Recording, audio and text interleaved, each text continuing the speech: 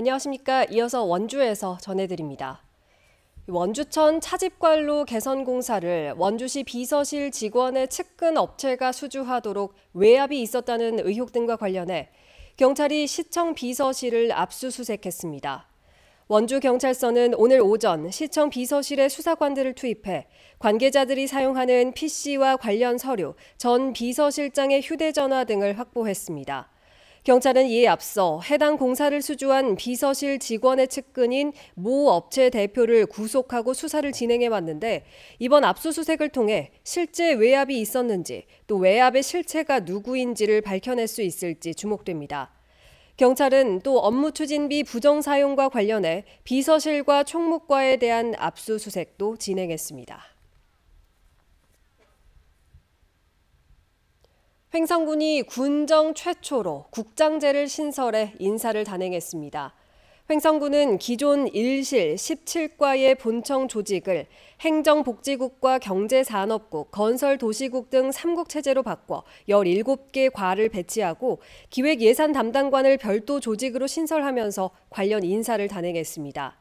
이번 인사에는 서기관인 국장 자리가 1개 늘어나고 국 신설과 명예퇴직 등에 따른 사무관 자리가 5개 늘었습니다.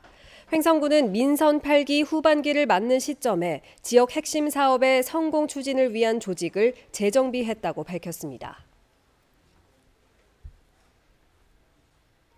배달원과 검침원, 환경미화원 등 이동 노동자가 안전하게 일할 수 있도록 지자체가 적극적으로 나서서 노동 환경을 개선해야 한다는 목소리가 제기됐습니다.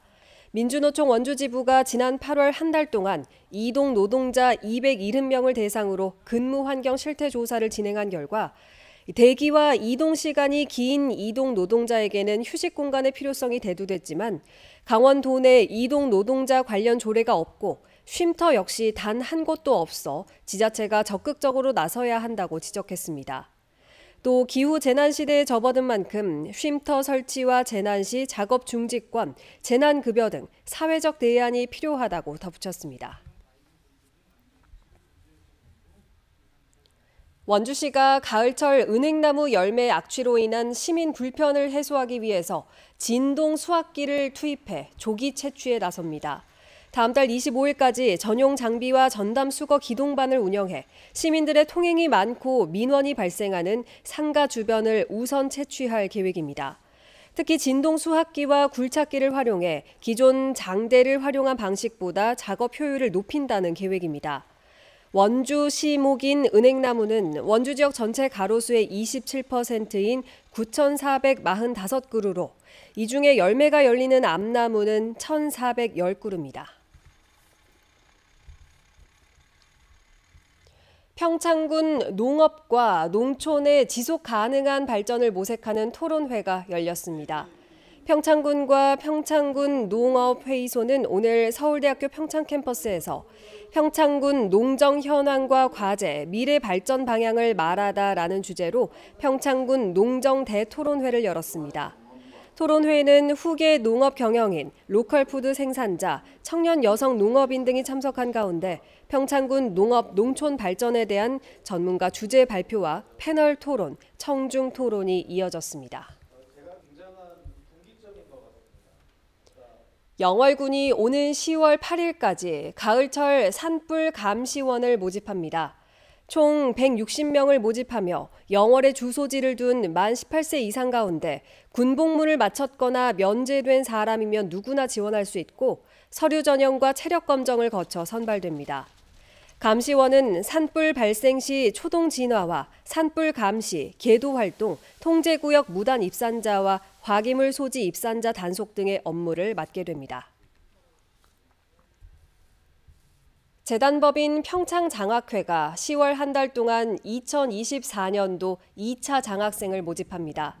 국가장학금 인류형을 지원하는 대학교에 재학 중인 만 30세 이하 대학생으로 보호자 1명 이상과 본인 모두 평창군에 주민등록을 두고 거주해야 합니다. 선발 예정 인원은 대학생 500여 명이며 장학금 지급 규모는 11억 2,500만 원으로 등록금의 실제 본인 납부액 전액을 지급합니다.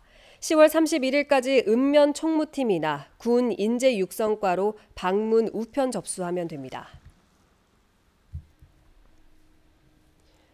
평창군이 공무직이나 기간제 근로자 등 비공무원의 채용 절차에 관한 규정을 마련했습니다.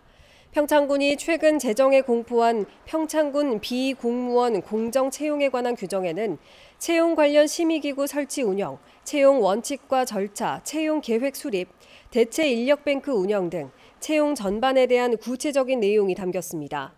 그동안 비공무원 채용은 정확한 지침이 없어 이전 채용 계획을 답습하거나 담당 부서마다 채용 규정이 달라 혼란과 공정성 논란이 있었습니다. 강원도 교육청이 오늘 한국장애인자립생활센터 총연합회와 무장애 학습 환경 조성을 위한 업무 협약을 체결했습니다. 두 기관은 학교 장애인 편의시설의 접근성 개선과 기능 향상, 시설 확충을 통해 장애물 없는 학습 환경을 조성하기로 했습니다. 현재 도내에서 손잡이와 점자 블록 등 장애인 편의시설 학교 설치율은 90%로 강원도 교육청은 편의시설을 더 개선하고 확충할 예정이라고 밝혔습니다. 뉴스를 마칩니다. 고맙습니다.